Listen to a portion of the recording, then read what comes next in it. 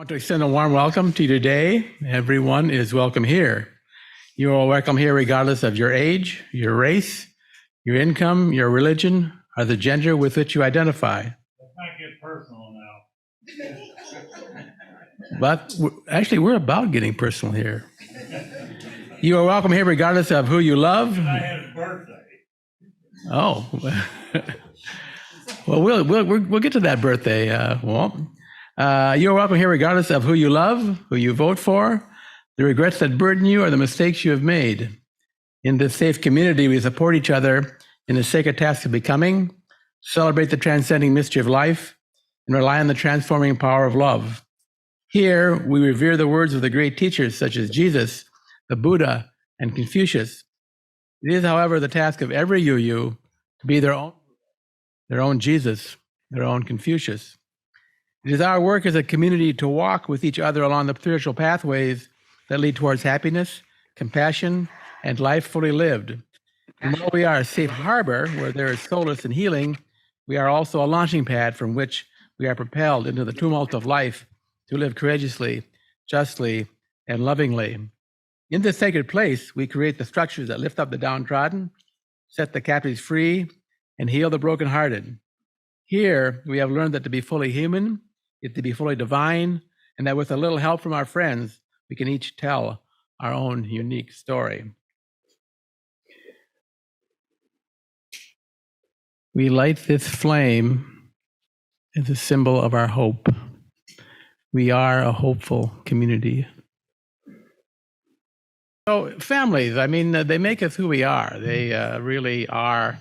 A good family is a launching pad to launch us into life. And I think about my daughter, Katie, who graduated from college in 2008. And it took her 5 years, because those were economically depressed times, to actually get a decent job. But she does have a very good job now. She works for a company in the Loop, international corporation, and is doing very well. But we had some trying moments. But launching people is important. My family, I'm going to tell a story on my brother now. Every Tuesday evening at 7 o'clock, I have a Zoom call with my family, with my brothers, my 3 brothers and my sister. And I thought that my expectation was that it would peter out after a few weeks, but no, everyone comes, almost everyone comes, almost all the time. But while my brother stayed in North Dakota and I left, and when I left, I acquired some points of view that are particularly repugnant to my brothers. And both religious and political. And one day, when I was back in North Dakota, my brother Ed, who owns a trucking company, invited me and to come out with him to have a little something to eat at a Mexican restaurant, which we did. He and his wife took me out, and he finally, in exasperation, he said, "You know, Jim, your problem is that you've been brainwashed." And I said, "Well, thanks, Ed. I appreciate you noticing that, because I do try to wash my brain of things that aren't productive or aren't for the common good." And I said, "You know, I've been noticing that you're a little grumpy lately. I wonder if you couldn't use a little brainwashing yourself." And my sister-in-law, bless her little soul, said, "You know, honey, I think Jim might be right." At any rate, I hadn't planned on telling that story, but the story I have to tell is a little more difficult. My aunt, my mother was the second of 9 children. My aunt Sharon was the 9th of 9, and she came along way after everybody else did. And so she was like only a couple of years older than me. So every time I go to my grandma's house, Sharon and I would have these wrestling tickling matches. You know, she'd jump on me and we'd wrestle around, and then we'd end up laughing and laying in a heap. on the floor. Well, one day, Sharon and I were wrestling, and I noticed that there were certain developments taking place in Sharon's chestal area. So I reached out and I put my hand on one of her new developments, and she froze. I was like 10, maybe 9, 10, 11, somewhere in there. She froze, and she said, "Where's your hand, you filthy little pervert?" Well, I didn't say a thing. And she said, "Take your hand off that right now." And I said, "No, if you really want my hand off that, you'd back away." So we were in this power struggle. And she said, "Well, I think you're going to have to do something, or I'm going to punch you in the face." Well, she didn't punch me in the face. What she did is she threw me into a headlock. And so say it, you filthy little pervert, say it. I'm a pervert and I'm filthy. And well, hard to talk with a breast pressed into your face. But at any rate, we eventually were able to resolve our difficulties. But for some reason, I don't know why, Sharon and I were always close. You know, I'd go away. I lived in Indiana or California or Texas or someplace like that, and she lived in North Dakota.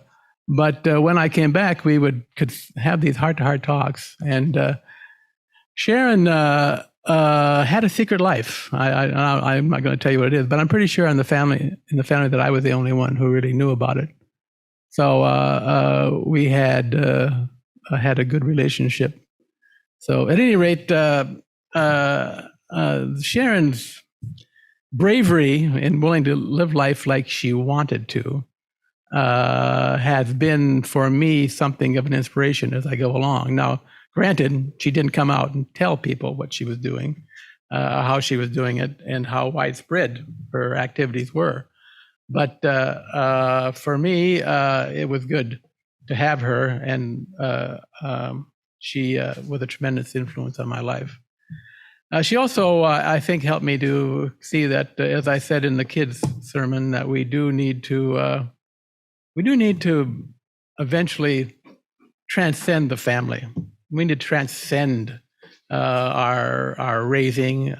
We need to step out on our own ground. That's something that's very difficult to do. I think a lot of people don't always do that. I was in a several years ago when my son Mike, who was about 3, I was laying on the floor wrestling with my son Dan, and Mike jumped off the couch onto my stomach. He didn't know he was coming.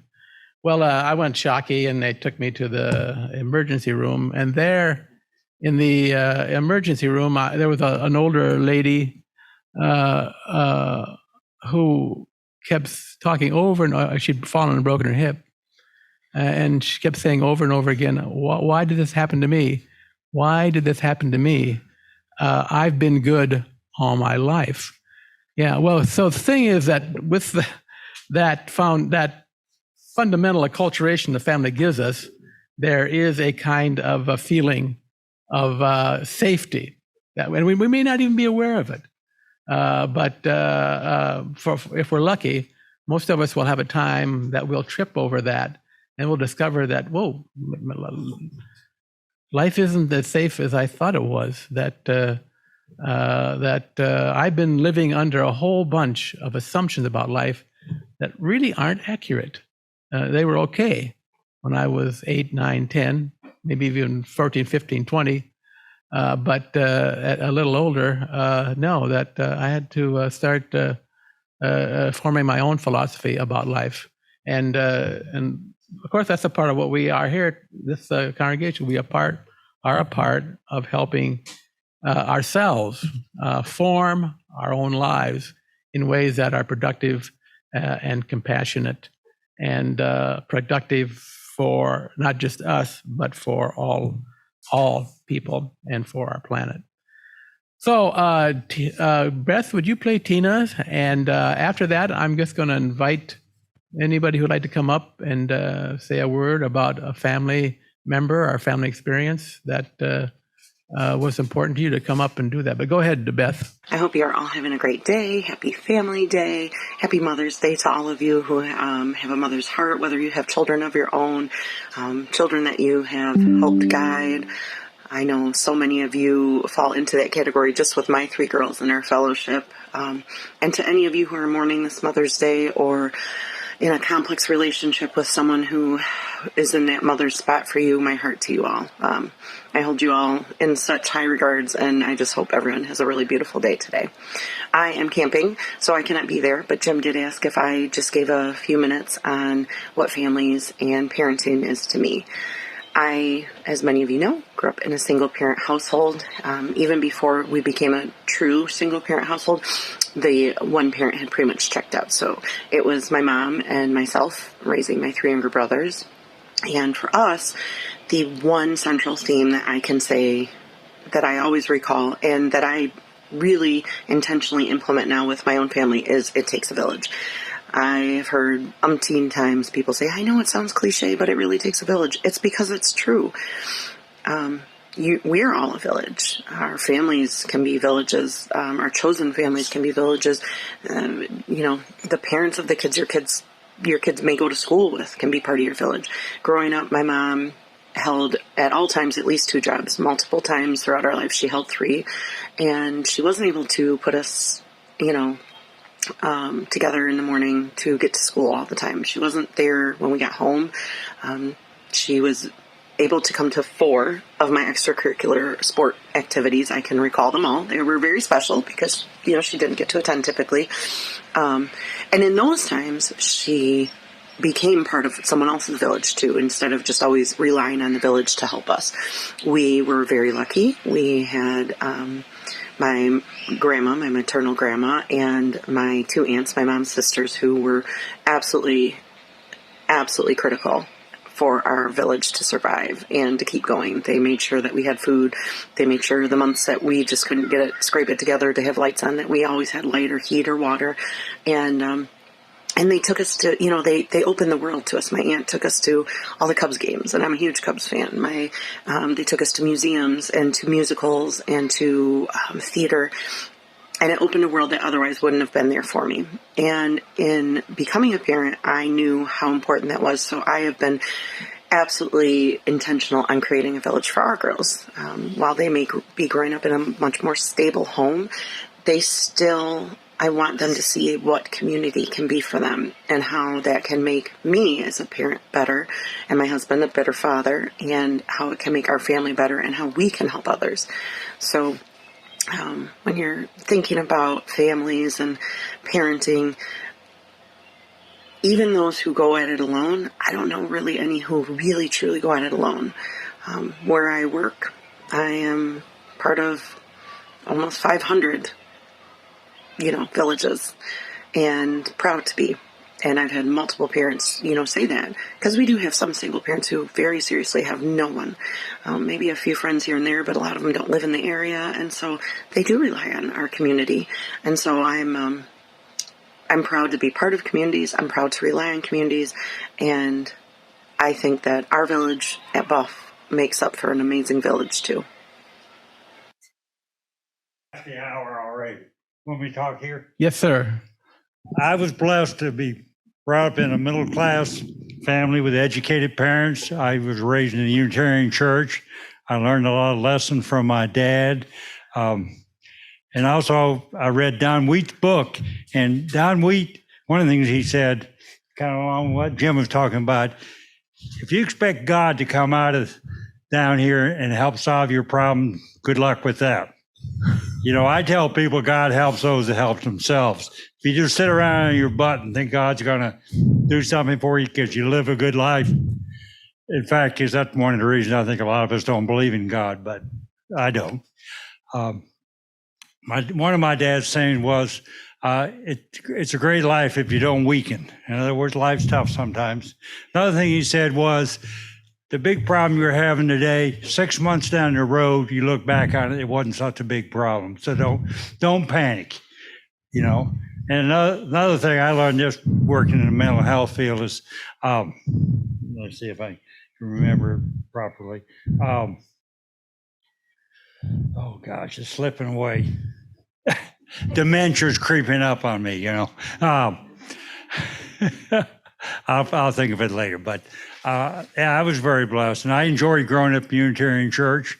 And I still have some lifelong friends from Unitarian Church. One in particular, who was a little hellion, and he was hyperactive. He was adopted, but he had all this energy. He put it to good use. He was a very successful lawyer. Now in his retirement, he makes not mandolins, something like mandolins.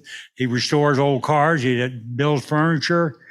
He goes to the gym every day and works out. He was a star football player. Played a couple of years in college till he got beat up too bad and had to limp off somewhere. But he's a cool guy, and we're still friends. I have several friends from my childhood that I keep up with, which is nice. Peace. Thank you, Walter. Peace be unto you also.